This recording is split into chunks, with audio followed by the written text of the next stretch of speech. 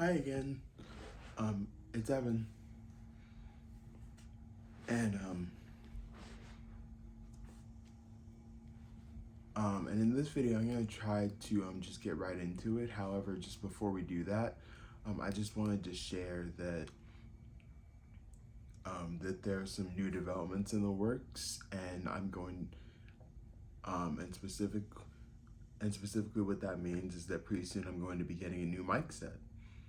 Um, it's going to be one that ties in with my phone because I know you see my mic right here.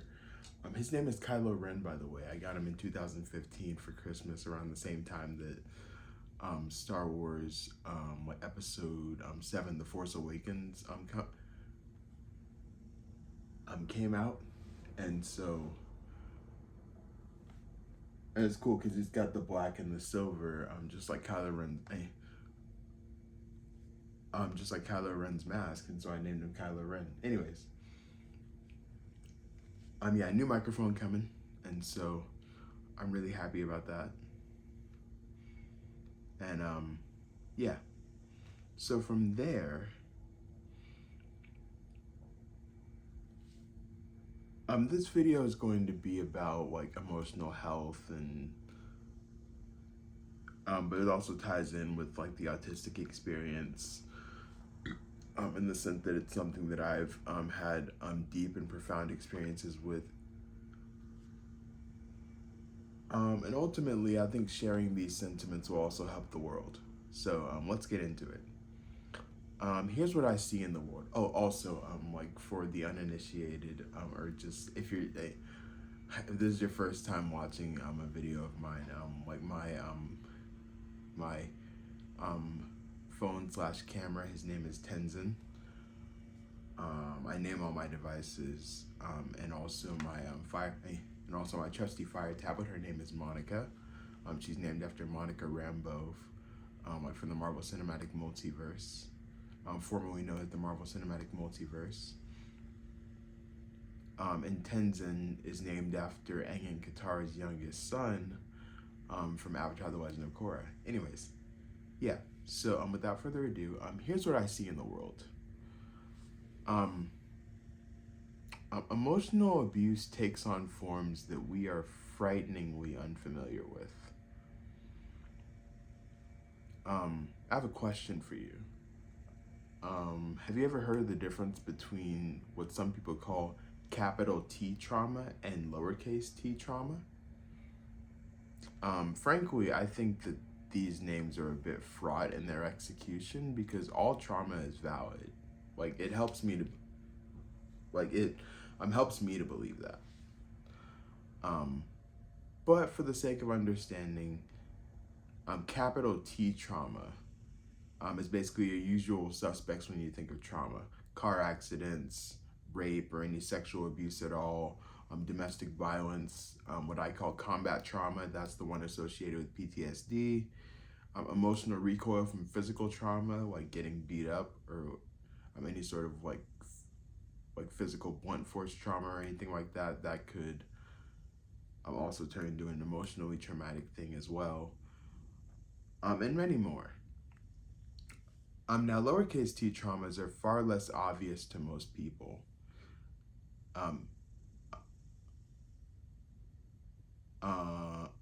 And in light of that, it's about these that I was to share with you my insight today. I've got a few talking points. This next part's going to be a bit off the cuff. But yeah, I have 3 talking points. The first talking point is just that trauma and abuse is not on a comparison scale, and it can look different for each person. Like it's definitely a case-by-case basis as opposed to being like, oh, this thing's like super duper traumatic, because because like you can't see that something is actually like happening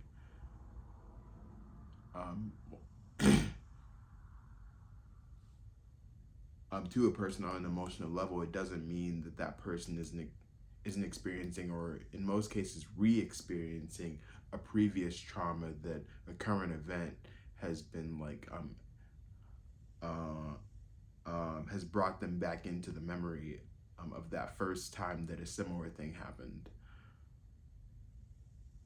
And the thing is that I'm not saying it's necessarily similar in like a situational sense, but in an emotional sense, in the way that it makes the person feel. I've got a lot of experience with that too, and also, come to think of it, a lot of people in my family have a lot of experience with that. I'm just not sure if everyone's conscious of it, but it's something that I pick up on, like whenever I observe myself, and also just like my people, all my loved ones, and just the people around me. And I say my family because they stand out the most to me, which I guess makes a lot of sense. um, yeah, yeah. So it can look different for each person, and also another talking point I had is that emotional abuse is valid. The thing is that it doesn't really like when it comes to trauma, it doesn't really matter if something is like it doesn't really matter if a person thinks that something is wrong or right. It's more so that like if someone is experiencing some sort of emotional trauma, um, then it's important for them, and especially the people around them as well, like to understand that even if it's not like quote unquote based in like an objective reality, um, at the end of the day, it's popping up because it's valid, and if it's valid, that also means that it's important for some reason. It's something that your being wants you to pay attention to, and I think that's why trauma comes up repeatedly, because it's funny because like Teal Swan, I'm a really big fan of her work, and she actually has a acronym like that ties in really well with the idea of like the message and purpose of trauma popping up at different parts of your life until you actually listen to it, and the acronym is PAIN. Pay attention, integrate now.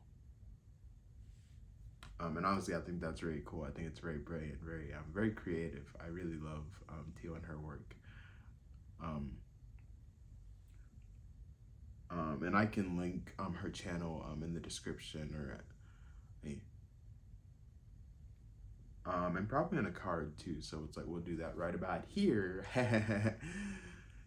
I just love doing that. That's just so fun. And chances are I'll never get tired of it, because it's like I've been dreaming of like wanting to be a YouTuber for like since I started my channel in 2009. That was almost 15 years ago, and I am finally doing it, and so I'm over the moon, man. Anyways, um, yeah. So at the end of the day, emotional abuse is valid. It doesn't necessarily um, and when I say validity, I don't mean that it's and when I mention validity, like I really mean that that it shouldn't be treated as a matter of right or wrong. It's more so that if it pops up, it's valid, which means it's important for some reason. And and and another way to think of integration is that it's actually like a more holistic form of what most people call healing. Um, um, I think you get the point. And if you don't get the point, I invite you to let me know in a comment, and I can elaborate a little bit more on it. I'm really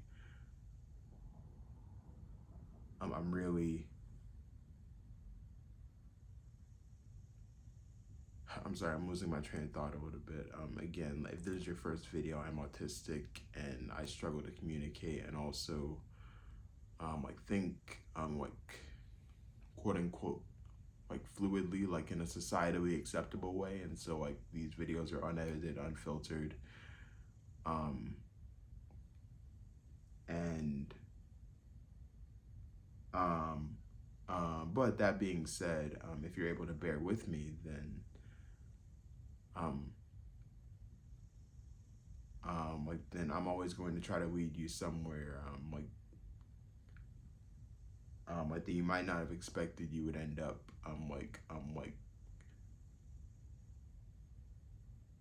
today, particularly on an emotional level. Yeah. Um, um, so that brings me to my third and final talking point, which is that sometimes microaggressions. Hold on, I need, I need some water.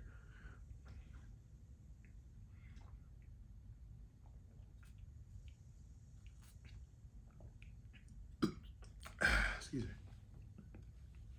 me. Yeah. So, well, my third and final talking point is that sometimes microaggressions can be perceived as traumatic because they take you right back to the moment in your past where this same basic traumatic event first happened to you. And so the thing is that like you could like be accused of overreacting to like to someone getting a promotion like at your job when you think that you're more deserving of it, and people would probably say all sorts of negative things about you and to you, and like thinking that like you're ungrateful. But the thing is that I don't think that it doesn't help me to believe that that's the case, because honestly, like it could, because for that person, it could be tied to the idea that, or it could be tied to the memory that like for the first time they were at somebody else's birthday party, and and they didn't really know how to understand or how to perceive the idea that like, oh, it's like I've had birthday parties, but now this person's like I'm like being celebrated and getting their birthday party, and it's like it, and it's like if your parents aren't like very careful with how they help you to frame that sort of situation, then it can actually like pop up again and again in your life, and manifest in some really unhealthy ways. Um, uh, but again, like trauma at its core, especially emotional trauma, is like at its core, it's situational. And so each person has a different experience with those things. And so, yeah, it's basically like all my talking points. And so, to bring this on home, in society, we're taught that trauma is wrong, that there's something bad about you if you're a victim or survivor of trauma. Um, um, it's like the idea that you're damaged goods and that life can only get so good for you, because like you're seen societally as being damaged or broken, like by the things that happen to you. And um, and also in society, we're taught that that we're taught to enforce, or more specifically, like we live in a society that enforces the direct and blatant invalidation of someone else's pain as well as our own pain. And the thing is that at the end of the day, all of these are valid. Like the starving child on the other side of the planet doesn't invalidate the fact that you're depressed about something traumatic like, that happened to you that you can't shake right now. Um, uh, and I say right now in the name of hope, like not in the name of like shameful invalidation. I'm more so being like healing is possible. Like it's not like pain's not just a bottomless pit. It can turn into something a lot more powerful and a lot more like integrated. Um, yeah. So eh, yeah. So again, something could be seen and experienced as traumatic for one person and not the other, and vice versa. And what defines trauma is not a matter of narrowly exclusive fact, but a matter of perspective instead. And every perspective on trauma is, once again, valid. And I think if we knew that, society would reap a great benefit from it. Um, I think you're valid. I cannot stress this enough. Like I don't really care what you've been through, or I care what you've been through dearly. Actually, it's just that like it makes no difference to me like what sort of stuff you've been through that sort of tripped you up in life. I'm either in a way that like most people might say is like small, or in a way that's like huge. I still think that every struggle is still valid. Like one can't really invalidate the other because it still hurts, like it still affects you. And so if that doesn't serve as its own proof, I'm not really sure what would. For people who believe that, yeah, so again, it doesn't matter like, hey, or it makes no difference what you've been through personally. I, Evan, think that you are valid in your pain, in your struggle, and at some point in the future, hopefully, in your recovery too. So at the end of the day, like I am autistic, which means that I am mind blind, which means I can't really read your mind unless you let me know like what you're thinking. And so if you feel called to, if this video struck you in any way, I invite you to comment down below to and just let me know any sort of thoughts that you have, because it's really like this is something that's very close to home for me, because I have experienced so much emotional abuse in my life, and and it's just so important that I'm able to talk about these things, because sometime earlier this year I took a huge step forward in realizing that maybe I'm not alone. And maybe there are some other people out there who also experience / presently experience the sort of deep emotional pain and abuse that I've experienced, and that maybe like we can provide some relatability to each other. It's like my parents are always saying, Evan, you should go out and connect with people. And the thing is that in the 2000s, I imagined that they probably didn't mean like connecting with people on YouTube, because YouTube, like for the first half of the 2000s, didn't exist. But fast forward to now, I think. But fast forward to now, I think that they still agree that this is very valid. Yep, and that's proof that times change. And yeah, and so And so to wrap up, I love you. I think you're awesome. I'm so glad that you exist here with us today. And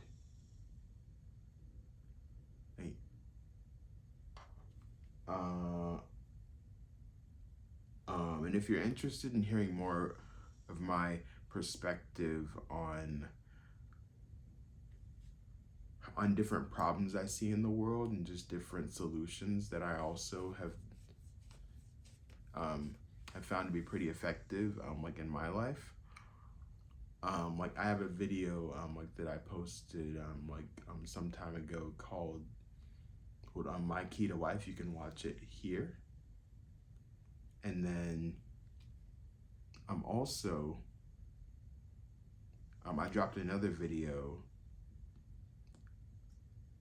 If you're interested in more of my perspective on like my being autistic and just autistic people and the autistic experience in general, I've got a video where I explain one of the biggest misconceptions about autistic people and really just people in general, and you can watch that one here. Yeah, so that's it for now. I really hope you enjoyed this video. I love you. I think that you're awesome. I'm so glad that you exist, and I'll see you soon. Bye.